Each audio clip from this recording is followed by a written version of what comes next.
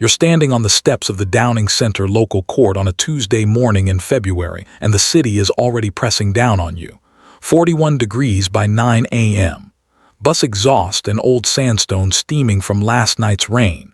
Badge on your hip. 15 years of federal service in your posture.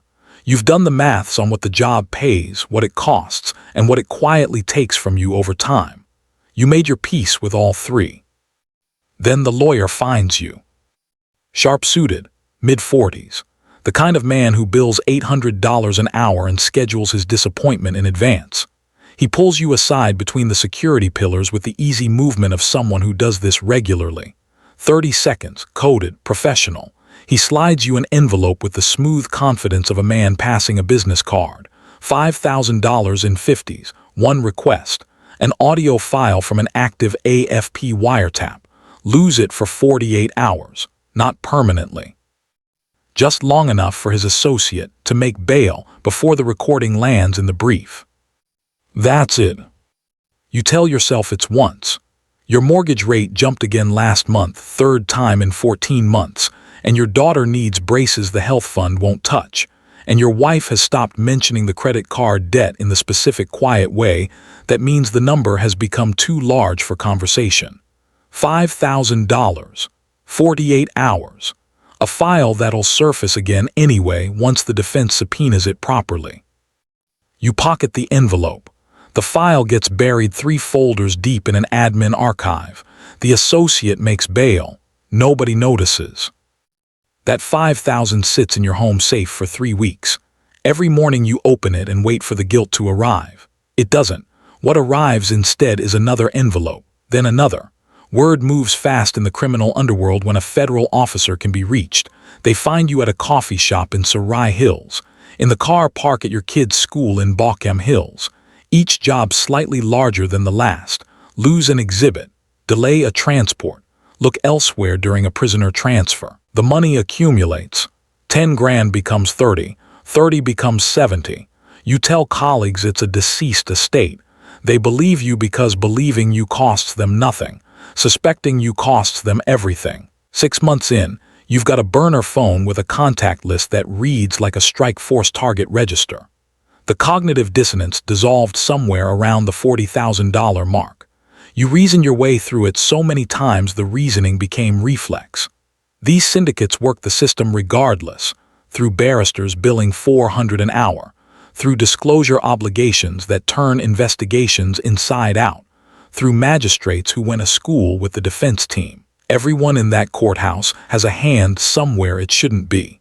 You're just the only one honest enough to acknowledge the market rate. Then comes the job, a senior figure in a Sydney crime syndicate, a coalition of outlaw motorcycle gangs and Port Botany smuggling networks that the AFP has been building a strike force case against for 2 years, is being transported from remand to a secure federal facility.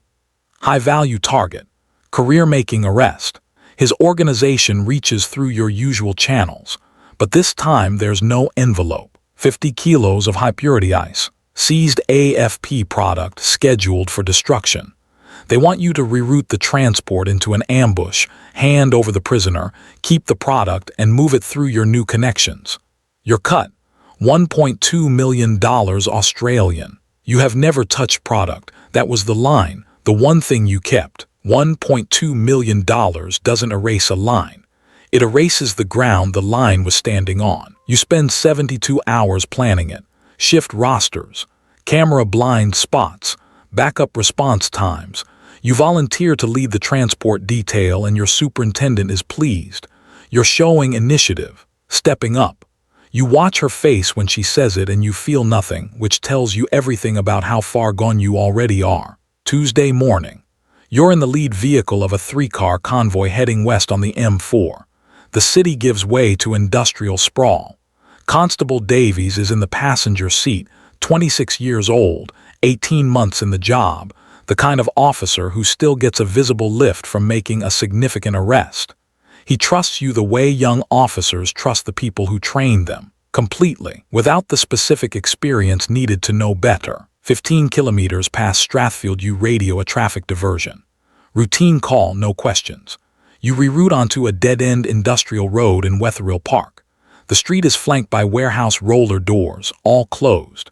Security lighting on motion sensors that haven't triggered because nothing moves here at this hour. The bitumen is cracked and stained dark with old oil. The air smells of hot metal and idling diesel, and the particular stillness of a place chosen specifically because nothing witnesses it. 2 stolen Ford Rangers and a Hilux materialize from the service lane on your left, boxing the convoy from both ends.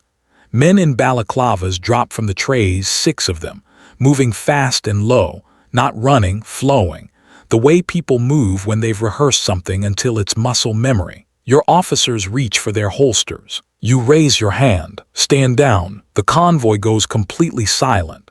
The kind of silence that happens when the brain refuses what the eyes are sending it. Davies turns to look at you. He says your name the way you say the name of something you're holding in your hands that you've just realized is broken. Not a statement, not a question, just your name, hanging in the hot Western Sydney air, looking for an explanation that doesn't exist. You don't answer him. You can't look at him. You look straight ahead through the windscreen at the industrial road, and the men moving efficiently around the middle vehicle, and the prisoner being extracted, and you keep your face completely still, because if you let it move at all, you will not survive the next 60 seconds. 90 seconds. The prisoner is gone. 3 duffel bags land on the bonnet of your vehicle. The Rangers reverse out of the service lane and dissolve into the grid of Western Sydney streets, and the whole street is still again, like it was 10 minutes ago, like nothing happened here at all. Your team is screaming questions. You manufacture the story on the spot. Military-grade weapons. Imminent threat to life. Tactical decision to preserve personnel. It's thin enough to see through but thick enough to survive first contact, which is all you need right now. Davies is looking at the duffel bags on the bonnet, then at you, then at the bags again. His face is doing something you'll see for the rest of your life whenever you close your eyes. That night you move the ice to a storage shed in Blacktown rented under a false name. Fluorescent tube flickering overhead. 50 kilos of glass in 3 duffel bags in a fibro shed that smells of lawn clippings and rat poison. You stand there in the bad light and your phone rings. Your wife. When are you coming home? You tell her soon. She says she loves you. You say it back and you mean every syllable of it, and somehow that is the single worst moment of everything that has happened today. ACLEI moves within a week. The Australian Commission for Law Enforcement Integrity operates quietly, but it operates fast and it operates permanently. The ambush was too clean, too coordinated. An analyst flags that the diversion wasn't logged prior to departure.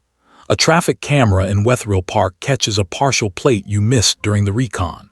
Your story is holding the way a cracked windscreen holds functional until the next impact, and the next impact is coming. Then the Syndicate fixer calls. Flat voice. Administrative. The heat is too intense. The timeline is accelerating. Liquidate the product within 48 hours or they're sending people to retrieve it. His definition of retrieval is implied clearly enough that it doesn't need elaboration. You have 2 days to become a drug trafficker or a problem that gets solved. Your hands are shaking on the steering wheel of your personal car on Parramatta Road, surrounded by ordinary Wednesday afternoon traffic, a school run, a tradie's ute, a delivery van, and you are holding 50 kilos of ice in a fibro shed, and you have 48 hours. The burner buzzes. A club promoter out of Bondi, eastern suburbs flush, the kind of money that doesn't ask where things come from because asking would complicate the lifestyle. You arrange a meet in a Bondi parking garage. 3rd level, 11 p.m.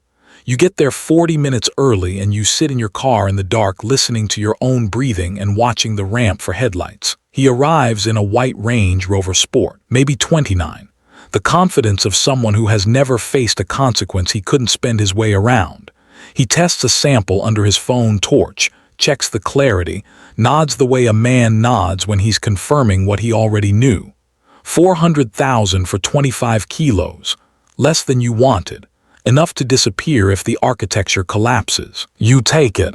3 in the morning in a Smithfield storage facility. You drove there on surface roads, no freeway cameras, the long way through Marylands and Granville with your eyes on every set of headlights behind you for the entire 45 minutes. Your heart is running so fast you can feel it in your jaw. The exchange takes 4 minutes. Duffel bags swap hands in a pool of motion sensor light. He loads the product into a false floor. You count the cash twice in your lap before you can make your hands stop moving. No words. You're both professionals in a transaction neither of you will ever describe out loud. 2 more sales across the next 36 hours. A distributor in Granville. A crew in Fairfield. Each handoff its own private window of potential disaster. Each one clean. By Thursday morning, you've got $1.2 million in cash packed behind a false air vent in your home study that you built yourself on a Saturday while your wife took the kids to the zoo. Friday morning, AFP headquarters in Parramatta. The fluorescent tubes in the corridor hum the way they always hum. Burnt coffee, photocopier toner, the specific institutional staleness you've breathed 5 days a week for 15 years. Your superintendent is outside your office. She won't meet your eyes. 2 ACLEI investigators walk you to an interview room. The room is small and the walls are close and the table between you and them is narrow enough that you can see the grain of the laminate. They lay photographs down one at a time. The Bondi garage, the Smithfield facility, long-range surveillance unmistakable. Someone gave you up. Someone always does. They tell you the CDPP is building a strike force case. Conspiracy, drug trafficking, serious corruption, 25 years in Galburn Supermax. You do the maths on your release age and it stops being a number. But there's a deal right now before lawyers arrive. Testify against the syndicate. Cooperate fully. 5 years minimum security, witness protection for your family. The room is very quiet. The fluorescent tube above you buzzes at a frequency you can feel in your back teeth. Your personal phone lights up on the table, your wife's name, and beneath it the preview of her text in 2 words. There on the porch, the ACLEI investigator reaches for the phone. You're already standing. Through the door before the shouts fully form. Down the stairs, through the lobby, onto the street, into your car. You call her before you've left the car park. Her voice is shaking in a register you've never heard from her. 2 men in suits came to the house 20 minutes ago, stood on the front porch, looked directly into the Ring camera, smiled and left. You tell her to take the kids to her sister's place in the Hunter Valley. No bags, just drive, right now. She hears something in your voice she has never heard before. She doesn't ask questions. She hangs up. You're driving with nowhere to go, checking mirrors every 4 seconds. The $1.2 million in your wall vent is completely unreachable. ACLEI has your home. The syndicate has eyes on your street. That money is as useful as a photograph of money. The burner rings, the syndicate's lawyer, calm, almost paternal. One condition and your family stays safe. The CDPP strike force files. Every witness, every surveillance log, every planned raid date, every undercover identity on the AFP server. Deliver those and this ends. 4 hours, Port Botany. Come alone. There is no choice. There never was. You enter AFP headquarters through the basement loading dock on a maintenance key you pocketed 7 months ago during a fire drill. Filed away in the back of your mind the way you've been filing things just in case. Most of the building is at an off-site training day in Homebush. Your superintendent's office. Her computer still logged in. You access the case management system, and you begin to download. And you do not let yourself read the names appearing on the screen, because reading them makes them people, and you cannot afford for them to be people right now. The download completes. She's standing in the doorway. No weapon, no radio call, just standing in the fluorescent light with 15 years of professional history collapsing across her face in real time. She asks you one question. Was any of it real? You push past her. You run, she doesn't follow. Port Botany at midnight. The container yard smells of brine and machine oil, and the low chemical undertone of freight that's been sitting in salt air for weeks. Security lighting throws hard shadows between the stacks. The harbor beyond the fence is black and flat.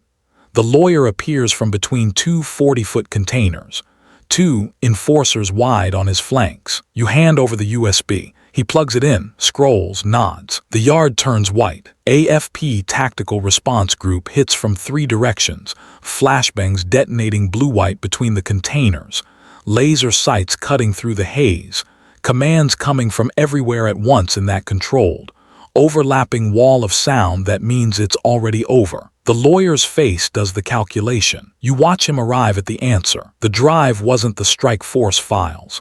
It was a decoy loaded with tracking malware. Your superintendent gave it to you in the 5 seconds you pushed past her in the doorway. She knew you'd copied the files. She knew the syndicate would verify on site. She left one door open and trusted you to see it.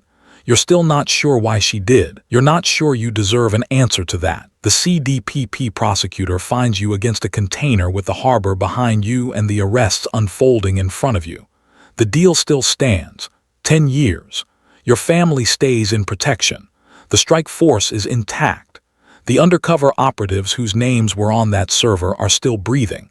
Constable Davies will spend a long time trying to make sense of that service road in Wetherill Park. That doesn't get undone. The badge is gone. The money gets seized before the weekend. The life you built across 15 years of federal service ends in a container yard at midnight smelling of salt and machine oil. But your daughter wakes up in the Hunter Valley tomorrow morning, not knowing yet what her father is. In this country, with the choices you've made, that's the only fair go you've got left.